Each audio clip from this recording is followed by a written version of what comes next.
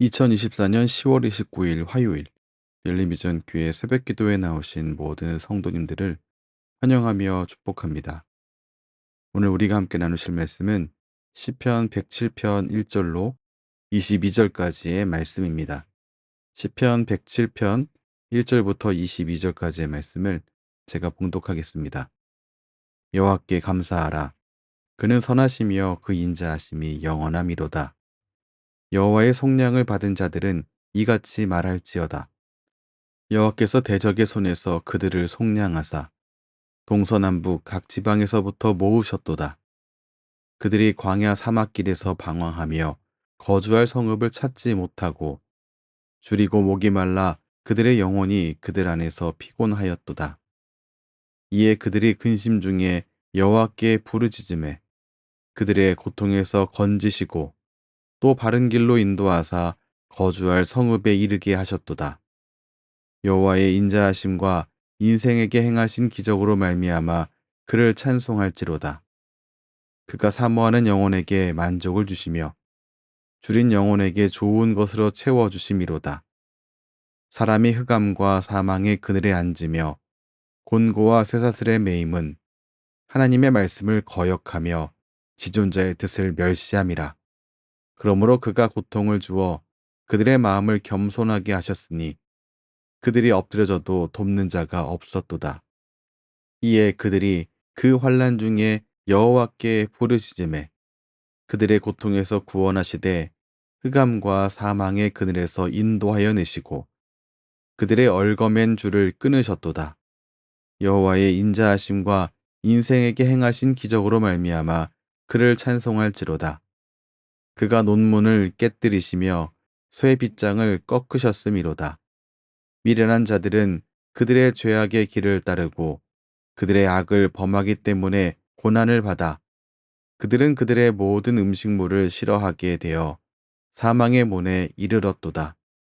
이에 그들이 그들의 고통 때문에 여호와께 부르짖음에 그가 그들의 고통에서 그들을 구원하시되 그가 그의 말씀을 보내어 그들을 고치시고 위험한 지경에서 건지시는도다. 여호와의 인자하심과 인생에게 행하신 기적으로 말미암아 그를 찬송할지로다. 감사제를 드리며 노래하여 그가 행하신 일을 선포할지로다. 아멘. 고난의 이유는 다양하지만 우리 하나님은 모든 고난에서 건지실 수 있는 분입니다. 오늘 4절과 5절 말씀 보면 광야의 근심 가운데 거한 사람들을 확인할 수 있습니다. 그들의 근심은 광야 사막길에서 방황했기 때문입니다. 길을 찾지 못했기 때문입니다. 이 시간이 길어지다 보니 주렸고 목이 말랐습니다. 심지어 영혼마저도 피폐해졌다라고 5절 말씀에서 확인할 수 있습니다. 길을 찾지 못해 근심과 걱정 중에 그들은 하나님께 부르짖었습니다. 하나님은 그들에게 응답하셨는데요.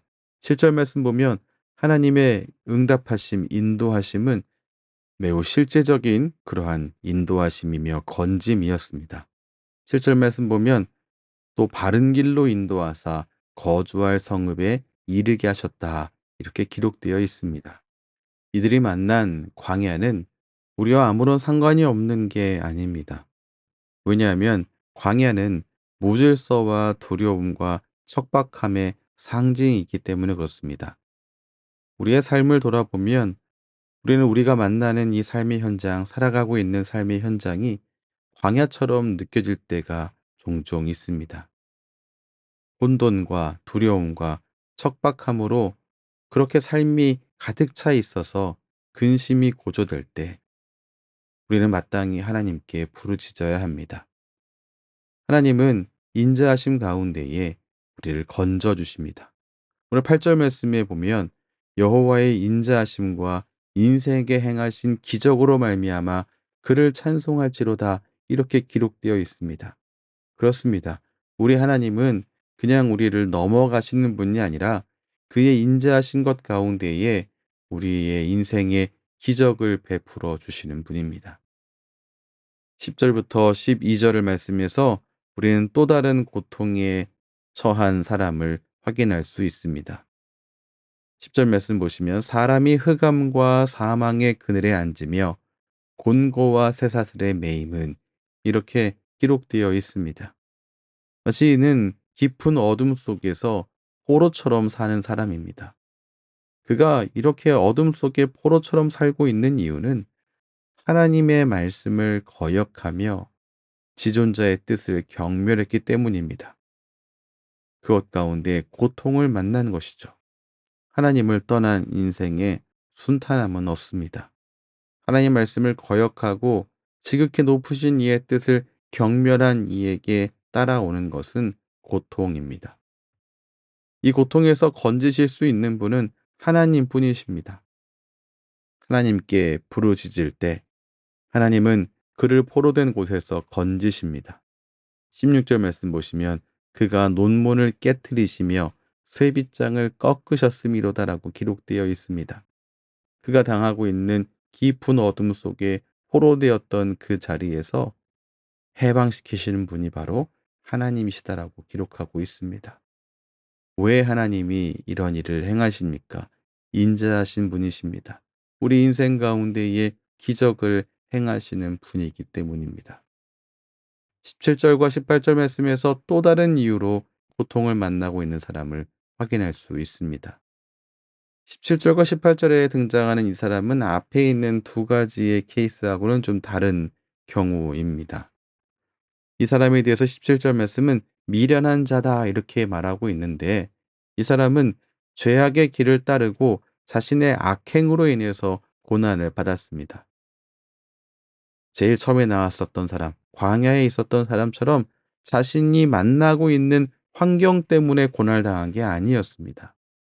두 번째 보았던 하나님 말씀을 거역하고 지극히 높으신 분의 뜻을 경멸했기 때문에 고난당하고 고통의 길로 가게 된 게 아니었습니다. 이 사람은 적극적으로 스스로 죄악의 길을 따라 행하여 악을 범했기 때문에 고난을 받은 사람입니다. 18절 말씀에서 그가 사망의 문에 다다르게 되었다라고 기록하고 있습니다. 죄의 길을 즐거워하고 그 길을 따라갔으니 너무나도 당연한 결과입니다. 하지만 그럼에도 불구하고 그런 사람이라 할지라도 하나님께 부르짖으며 하나님께 도움을 구하기만 한다면 인자하신 하나님은 그에게 기적을 행해 주십니다. 그들을 고난에서 구원하십니다. 말씀을 맺겠습니다. 오늘 말씀에서 등장하고 있는 어려움 당하고 있는 이들, 고난 당하고 고통 당하고 있는 이들, 하나님께서는 이들 모두를 건지셨습니다. 하나님은 자신을 부르는 모든 이들을 건지셨습니다. 그들에게 은혜를 베푸셨습니다. 특별히 오늘 시편 기록자는 이 말씀 속에서 건짐받은 이들을 특정 민족으로 기록하고 있지 않습니다. 하나님의 인자하심과 기적은 하나님이 뜻하시면 누구에게나 부어지는 그런 일반적인 은혜이기 때문입니다. 로마서 10장 13절 말씀은 그래서 우리에게 이렇게 말씀하고 있습니다. 누구든지 주의 이름을 부르는 자는 구원을 받으리라. 누구든지입니다. 그러므로 하나님께 나아가지 못할 이유는 아무것도 없습니다. 또한 하나님께 나아가기 늦은 때는 그런 때는 없습니다. 고난의 이유는 다양할 수 있습니다만 우리 하나님은 인자하심으로 우리 인생에 기적을 베풀어 주시는 분입니다. 따라서 모든 고난은 하나님께 나아올 수 있는 계기가 됩니다. 바로 우리 한 사람 한 사람이 그런 하나님의 인자하심과 인생에 행하신 기적을 만나 구원함을 얻지 않았습니까? 우리가 그렇게 성도가 되었습니다. 그렇게 우리가 하나님의 자녀가 되었습니다. 그럼 이제 우리는 어떻게 살아야 할까요? 하나님의 인자하심과 놀라운 구원 때문에 살게 된 우리는 어떻게 살아야 합니까? 이제 우리가 해야 할 일은 그분의 일을 널리 퍼뜨리는 것입니다.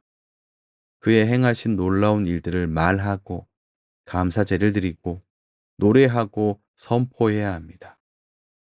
하나님의 인자하심과 인생에 행하신 놀라운 일들을 우리의 말과 우리의 삶으로 전하는 그런 오늘 되시기를 주님의 이름으로 축원합니다. 기도하겠습니다. 우리 인생에 인자하심으로 기적을 베풀어 주신 하나님 감사합니다. 숱한 위험에서 건져 주시고 반역의 길을 걷던 우리의 부르짖음을 들으시고 건져 구원하신 하나님. 오늘 그 구원에 감사하며 하나님의 높고 위대하심을 선포하며 말하며 노래하며 감사하며 살아가겠습니다. 오늘 만나는 이에게 인자하신 하나님을 전하는 복된 날 되게 하여 주시옵소서. 예수님 이름으로 기도합니다. 아멘. 우리 주 예수 그리스도의 크신 은혜와 하나님 아버지의 무한하신 사랑하심과 성령 하나님의 교통하심이 하나님의 백성된 모든 이들의 삶 가운데에 때마다 일마다 충만하게 넘치시기를 축원하옵나이다. 아멘.